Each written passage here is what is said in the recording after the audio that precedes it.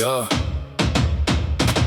sabahın seherinde açıldı ağır kapılar, sırtında çantasıyla neşeli adımlar var. Bilgiye koşan ayaklar, hayallerle dolu başlar. Bir anda karardı gök, döküldü kanlı yaşlar. Sınıfın tahtasında yarım kaldı tebeşir. Bahçedeki oyunlar artık hüzne dönüşür. Burası sığınaktı, burası bir yuvaydı. Huzur dolu sınıflar neden yasa boyandı? Okullar sussun istemem, feryat figan her yerde.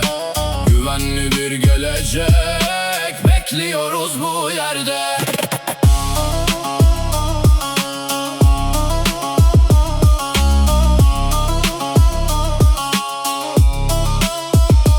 Kara bir haber düştü Kahramanmaraş'tan. Urfa'nın sularına karıştı üzüm baştan. Taşdelen'in sesinde saklıdır bin pişmanlık. Eğitim kalesinde neden bu karanlık? Kitaplar yerde kaldı, kalemler sustu bugün. Öğretmenler yas tutar, hüzne büründü her gün. İş bırakır kalemler, ses yükselir her dilden. Şiddet gitsin buradan, uzaklaşsın gönülden. Kanunlar kalkan olsun, siper olsun canlara. Çocuklar gülerek girsin o aydınlık yarınlara. Sınıfın tahtasında yarım kaldı tebeşir. Bahçedeki oyunlar artık hüzne dönüşür. Burası sığınaktı, burası bir yuvaydı. Huzur dolu sınıflar neden yasa boyandı? Okullar sussun istemem, feryat figan her yerde.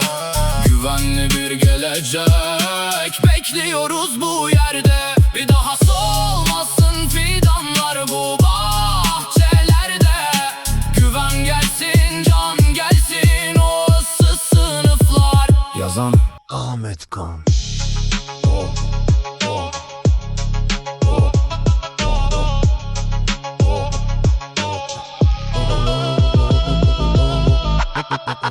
Ahmet Kans.